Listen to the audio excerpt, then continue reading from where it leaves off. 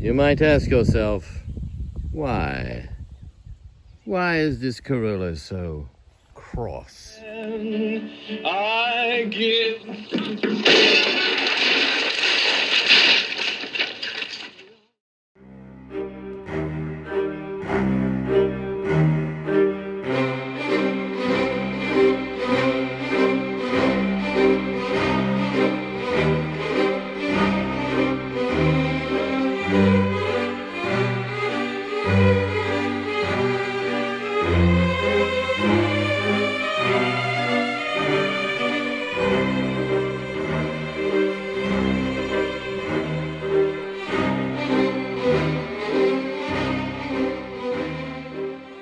Well, let me explain.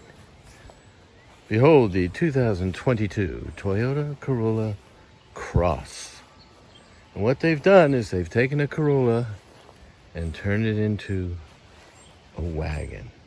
Or a crossover SUV if you must. But I like the lines on this car so much and think they're so nice that I prefer to think of it kind of as a wagon rather than a CUV, although it does have the high enough roofline to certainly qualify for an SUV slash crossover utility vehicle. But it's a real nice looking car. And the nicest part about it, well, there's two things actually. One, it's a Corolla. That's a great thing. And the other is it has expanded cargo room and more versatility thanks to its new architecture. This particular model is also available with front wheel or all-wheel drive, like our XSE tester has. And it's such a nice looking car. But is it as good as it looks? Let's see. Yes.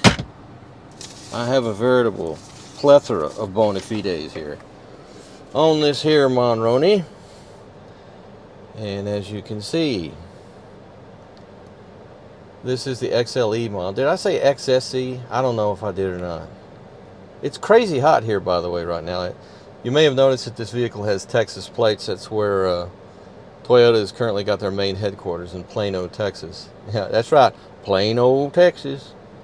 And I originally hailed from that area, but I haven't been back and will not be going back anytime soon because it's too damn hot, among other reasons. But anyway, as you shall note, it does have a 2-liter 4-cylinder engine, dual variable valve timing, and a continuously variable transmission. And this is, like I said before, this is part of the dynamic force engine family. That is the high thermal efficiency variety, and it delivers how much? 169 horsepower and 150 pounds of feet in terms of torque, which is pretty good for the little 2-liter non-turbo engine, normally aspirated. And our bottom line here with all our options comes to $33,550. It's very nicely equipped, as these things usually tend to be. And with the great problem at getting vehicles these days is you're not going to find a stripped version. It's very unlikely, and that's just as well, because if you're going to invest in a car, get the good stuff. And this does have plenty of good stuff. And the bona fides. But let's look into the most important place of the car from the standpoint of motivation, under the hood. Without any kind of a cover over the top of it, it looks positively sinister. It kind of reminds me of the interior of one of the alien spaceships in the movie Alien, or Aliens, or Alien 2 or 3 or 4 or 16, or Alien 17. We don't have enough money for Sigourney Weaver anymore, which has not yet been made. But as you can see, it's a standard 4-cylinder inline mounted transversely. Here, right here, we have our high composite air intake system, which goes into the engine block right there. And then up here is where we have our valve train right here. And uno, dos, tres, cuatro. Those are our cylinders, and therefore those are our igniters for our sparking plugs. Everything is very easy to get to, as you can see, for the most part. It's just sitting here. The whole thing is real interesting. I remember the Ford Ranger, the first one I tested of the new generation, it didn't have an engine cover on it either. And it just looks like a lot of spaghetti by comparison. That's one of the reasons so many of these cars nowadays have these little plastic engine covers on there, because it just looks a lot better when you open the hood. They think about things like that. It's customer impression when they first see the engine. So that's an interesting choice by Toyota not to put a cover on it. It doesn't hurt a thing. I mean, if anything, you could argue not having a cover on it disperses heat better. But this dynamic force engine is a very, very sophisticated power plant, and it's very complicated. It does a lot of amazing things in terms of oil distribution, especially when it's cold. But the thing is, and I think this is the key to this stuff, overall the engine is very complex, but each individual component that makes it complicated, those individual components are fairly simple. And that makes the overall package reliable, even though it's very complicated. Does that make sense? I hope so. Looky here, our engine oil right there, 016. That's always a dead giveaway for a dynamic force engine, because then that 016 oil is amazing. It's like water. It's really, really thin. But it does the job, and you still have the same 10,000 mile, I believe, oil change interval, which most of us that own this type of engine in a car, changing it every 5 or 7,500. 10 just seems too much, but it's warranted for that oil change, provided you don't severe service the vehicle and use it for a taxi, or tow a big horse trailer with it, or that kind of thing. But it's a really dandy little engine. It's very, very smooth and refined, has a nice exhaust note, and it is mated with a continuously variable transmission, and I believe has a few first and second gear planetary type elements to make it feel more like a conventional automatic transmission. But we'll get more into that when I'm driving the car at some point. That's the front door. What's behind the rear door? Ah, looky there. Yes, we have our excellent little sunroof up there. And then we have this fairly spacious rear seat. I mean, I say spacious for a compact, for a Corolla. It's about what you would expect, but that's not that bad. It's actually fairly roomy. And you have a fairly modest drive shaft tunnel, because like I said, this particular model that I'm driving is an all-wheel drive version. Or wait a minute, maybe I just said that's available. Well, this one's all-wheel drive. Not bad. Fairly good. We got your, check this out here. Armrest, yep. 60/40, slide back, or not slide back, sorry. Fold forward to give you more cargo area. When you're moving your friend's dorm room to some palatial estate because he invented some kind of software that completely eliminates the need for vaccines or something. I don't know. But there we are. Okay, check out our cargo area. Very, very nice. It has a pretty decent amount of room for your cargo needs. 60/40 fold down to the rear seats, of course. Here's one of your JBL boosters. JBL standing for Jumpin' Bass Lollapalooza. No, it doesn't stand for that. But here's to remind you, it is a Corolla Cross, just in case you forget. And here we have a spare tire. It's temporary, but it's a spare. I'll take it. And this particular trim package, of course, has the lovely addition of power operation, which is always good. I thought it was the dumbest thing in the world the first time I experienced a power operated lift gate. I mean, how lazy do you have to be, right? It comes in real handy, folks. It's a great thing to have on your car.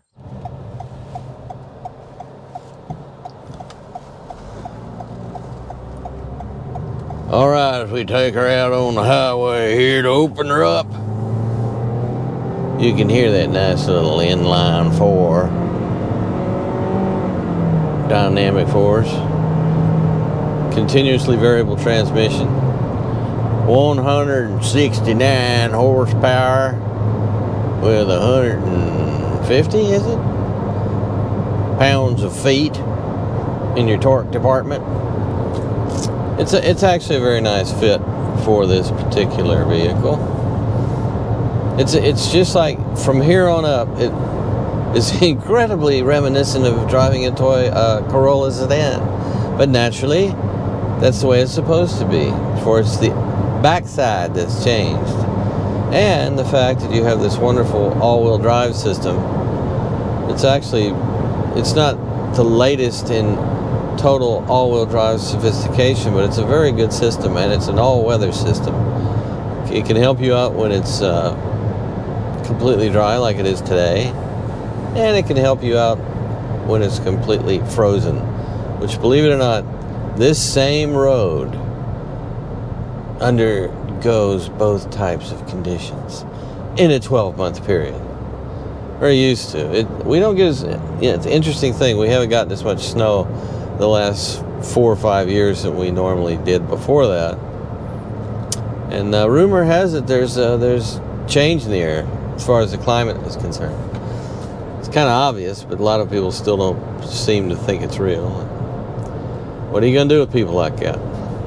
So the ride quality, this is a funny thing. This particular stretch of highway, I've driven hundreds of cars on, and you get used to it being a certain way, and you can compare and contrast ride quality with the different vehicles based on this road. Well, they just repaved it completely, and so everything on it, the only real test you're getting on this particular stretch of highway is how it does when you're driving on a billiard table, because it's nice and smooth. They did a great job when they redid this. It's impressive.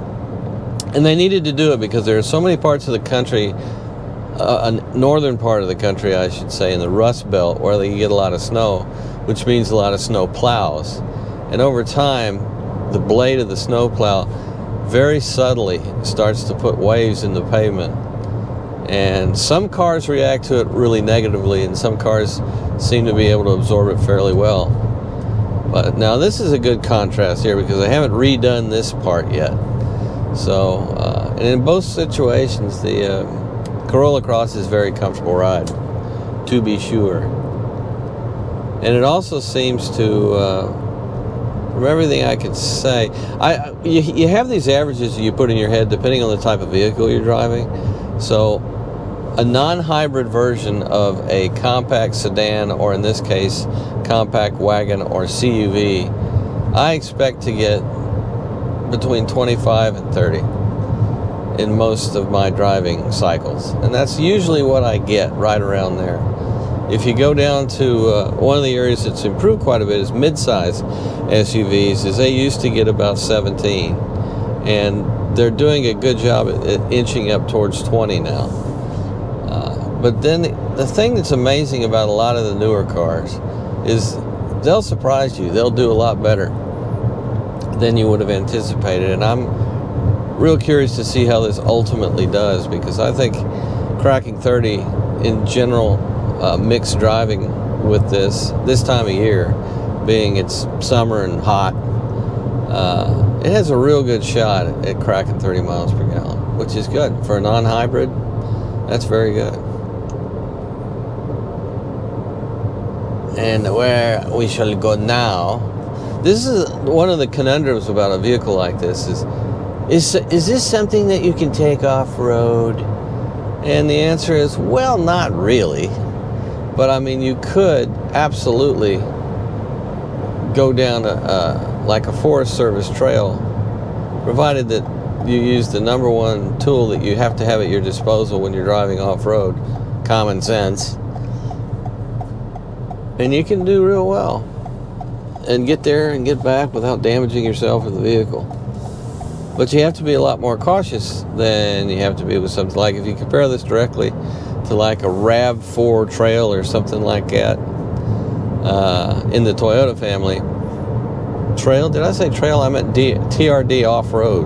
God, I have too many things floating around in my head. If you use like that particular version, that can that is a little better equipped, largely because the stock tires are much more fitting for something that's a little rougher, that's a little more non-pavement-y. And these are very much street tires on here, but they're all season street tires, so that it'll do well in situations like snow. It'll do fine in snow. Pleasing to say, it is a very quiet powertrain overall, and the cabin is very quiet. One of the biggest areas of improvement that I've watched over the last 10, maybe 15 years is continuously variable transmissions. They used to be really loud and about as responsive as a rubber band half the time. I remember in particular, there were some weird things about them. For example, I used to do a lot of brake testing. I don't do it anymore because I don't talk about 0 to 60 or braking times unless there's something dramatically different about it. They're all about the same when you get right down to it. And 0 to 60 times in particular, in my opinion, from doing this for a very, very long time, it's not that critical. It's not near as critical as how it does and how it picks up with like 40 to 70, that kind of thing. But you can tell if something's dramatically underpowered or incredibly well, not overpowered, but you know what I mean. It can fly. And you can tell that, but otherwise they all fall in the broad category, pretty straightforward. And so that's why I don't usually talk about that stuff. But in the old days, for example, with the CVTs, I used to do braking tests with Nissans, and I would go from 60 to 0 as quickly as possible. I just nail the brakes on it, full anti-lock, the whole 9 yards, and then right after I stopped, the information was recorded. I would take off, right? And the car would start out like it was in 9th gear. It was ridiculous. It like it wouldn't go. The ratios wouldn't slide back right away. This was I noticed this on a number of their cars. I said, this is nuts, because sometimes you're in a situation where you have to hit the brakes really hard, and then you have to go for whatever reason. You have to stop, then you got to go, and you can't go quickly under those circumstances. That seems to be a problem that no longer exists with most CVTs. Some still do that to a certain extent, but most of them do not. They've really worked on them. And when they first came out, the idea of having manual settings where you had fixed ratios in a manual mode on your transmission was kind of unheard of. Nobody did that. But they figured that out, and they figured out a good way to do it, and I think so much of it is just software. And for example, we're now in manual, and we're now in 6. And if I go like 6, we're now in 5th gear, much higher RPM, and then back to 6th. Oh, what's that? We're in 7th. It's a 7-speed. Oh, 8. We're in 8th speed. Oh my God, we've got 8 gears in the manual mode. Oh, 9. We're in 9 gear. Does it go to 10 or does it go to 9? That's it. 9 speeds. That's a lot of speeds. So that gives you an idea of the broadness of the ratios available to this particular transmission. That's pretty good. That's where you take a smaller engine and get more power out of it. I mean, 169 horsepower. I kind of have this weird threshold in my head these days for cars, even compacts. I think it's great if they get 200, if they deliver 200 horsepower. Some do, most don't. This is interesting. Here we do a little bit of trail work. This is the kind of thing I'm talking about. This is what I think is the Cross is it Corolla Cross? Yes. This is where the crossness comes in, and I think works quite well. I like it.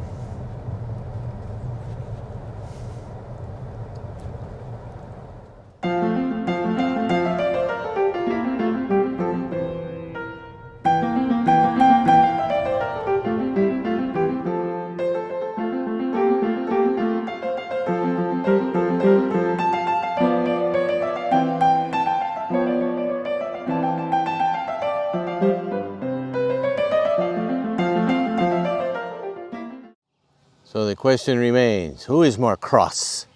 Ferdinand the plastic training bull or the Corolla? Yes, very cross. I break the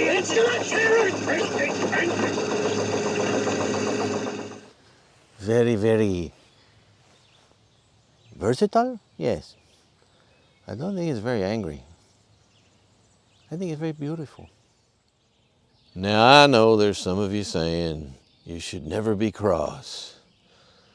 But sometimes being cross is okay. And I especially like this little thing here. This little bit of trim magic. I just think it looks real good on this little car. And it's a very crowded field, the compact SUV range, and you should drive every single one of them if you are in the market. But you can do a lot worse than the Corolla Cross. It's a very, very nice package altogether. And like I said before, best thing of all, it's a Corolla. Drive safe, everybody.